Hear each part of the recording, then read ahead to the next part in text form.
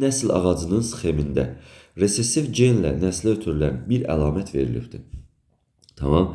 Nəsl ağacı şəkli vardır. Resessiv genlə ötürülən əlamət göstərilibdir. Qara rənglənmiş fərdlərdə bu əlamət fenotipcə üzə çıxıbdır. Tamam, fenotipcədə həmin əlamət resessiv göstərilibdir. Nömrələnmiş fərdlərdən hansının bu əlamətə görə heterozigot olduğunu rəqəmlərdən əminliklə bildirmək mümkündür. Bizə dediyin yazaq, resessiv deyir ki, qara rəngli hissələrlə verilibdir. Bütün qaraların hər birinin üzərinə resessiv yazırıq və valideyni tapmaq asan olacaq burada. Resessiv yenə varmı? Bəli, vardı. Amma bizdən nömrələnmiş hissələr soruşur. Yəni, nömrələnməmiş hissələr soruşmur. Ona görə sual işarəsi bura qoyaq. Sual işarəsi bura qoyaq. Yəni, bunları tapaq. Nömrələnmiş hissələri bizdən soruşmur. Yəni, bunlar bizə gərək deyil.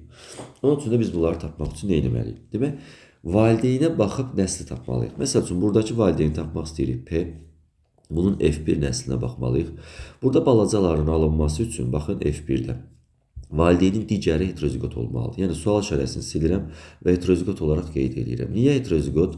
Çünki burada bir dənə sual işarəsi, məsələn, 3 rəqəmi alınması üçün 3 rəqəmi görürsünüz ki, xəstə deyil, sağlamdır, resessiv gen daşımır. Ona görə bu gen necə olmalıdır? Böyük A, balaca olmalıdır. Və bu böyük A almalıdır birdən, balaca A da almalıdır deyək ki, bu birisi digər valideyndən xəstədən almalıdır. Deməli, biz ikisini tapdıq, 1 ilə 3-ü tapdıq və bunlar 100% heterozigotdur.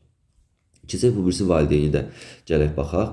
Deməli, burada da 2-ni silirəm, sual işarəsini silirəm və 4-ü silirəm, tapaq bu necə olur. Yenə balaca A'lar alınıbdır, görürsünüz. F1 nəslində, burada da F1 göstərək.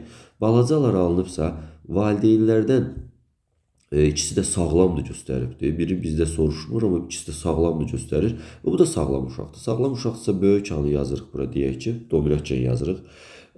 Və burada da artıq bilirik ki, burada böyük A, balaca olmalıdır, yaxşı olsun. Niyə? Çünki böyük A-nı deyək ki, bura 4-dən gəlib 2-dən, balacaların biri buradan gəlibsə, biri də buradan gəlib, sağlam da olduğu üçün böyük A olduğunu qeyd edirik burada. Yəni, A hərflərinin birini bu valideyn gətirə bilər bura, birini də bu valideyn gətirə bilər. Ona görə balacalar yazırıq ora. Sağlam olduğu üçün də böyük A-nı 100% yazmalıyıq ora. Yəni, böyük A-lar birinci yazılmalıdır, çünki sağlamdırlar.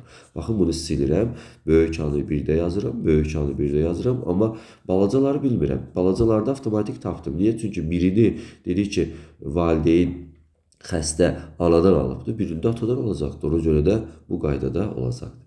Tamam, bunu da 100% bildiyi heterozigotdur. Qaldı bizim axırıncı tapdığımız cavab olsun. Yəni, rəqəmlə qoyulmuş sual işarəsi. 5-i tapaq. Tamam, 5-i necə tapa bilərik? Burada xəstə uşaq var. Tamam, xəstəni yazdıq. Və burada sağlam valideynlər var. Sağlam varsa böyük A-ları avtomatik tapıb yazmışıq. Görürsünüz, sağlamları tapmışıq. Amma xəstənin üzə çıxması üçün bunu balaca yazmalıyıq. Niyə? Çünki bunu yenə deyirəm, birini gəlir buradan, gəlib çıxıb bura geni alıbdır, biri isə buradan alıbdır. Onun üçün də heterozigot olduğunu bildik. Heterozigotdursa 5 necə ola bilər? 5 o iki valideynin çarpazlaşmasından ya böyük A alına bilər, ya da böyük A balaca ola bilər.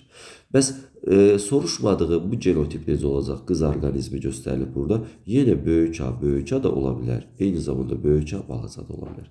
Biz bunu bilmirik və əmin ola bilmərik. Ona görə bizim axtardığımız cavab 5-ci olacaqdır. Böyük A, balaca heterozigot da ola bilər. Eyni zamanda homozigot dominant kimi də sağlam ola bilərdi. Düzgün cavab 5 olacaq.